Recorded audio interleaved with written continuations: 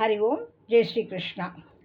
वसुदेवसुतं देवं कंसचाणूरमर्दनं देवकी परमानन्दं कृष्णौ वन्दे जगद्गुरुम्।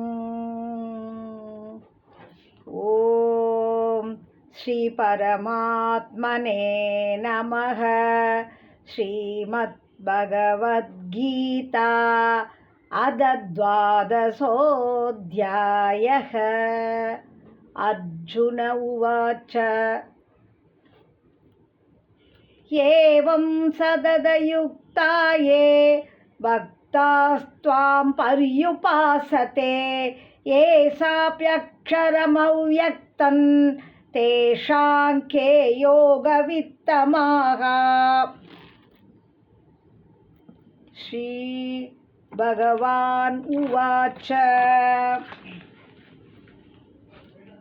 मय्यावेश्य मनो ये मां नित्ययुक्ता उपासते श्रद्धया परयोपेतास्ते मे युक्ततमा मताः।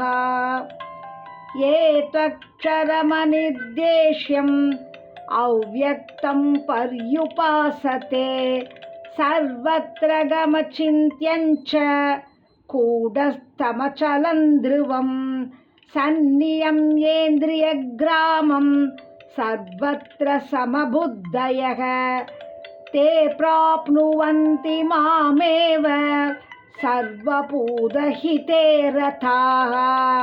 क्लेशोऽधिगरदस्तेषाम् अव्यक्तासक्तचेतसाम् अव्यक्ता हि गतिर्दुःखं देहवद्भिरवाप्यते। ये तु सर्वाणि कर्माणि मयि सन्न्यस्य मत्पराः अनन्येनैव योगेन मां ध्यायन्त उपासते तेषामहं समुद्धर्ता मृत्युसंसारसागरात् भवामि न चिरात् पार्थ मय्यावेशितचेतसां मय्येव मन आधत्स्व मयि बुद्धिं निवेशय निविशिष्यति मय्येव अथ ऊर्ध्वं न संशयः। अधचित्तं समाधातुं न शक्नोषि मयि स्थिरम् अभ्यासयोगेन ततो मामिच्छाप्तुं धनञ्जय।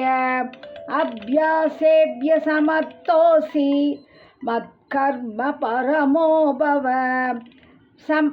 मदर्थमपि कर्माणि कुर्वन् सिद्धिमवाप्स्यसि अदैतशक्नोषि कर्तुं मद्योगमाश्रितः सर्वकर्मफलत्यागं ततः कुरु यदात्मवान्।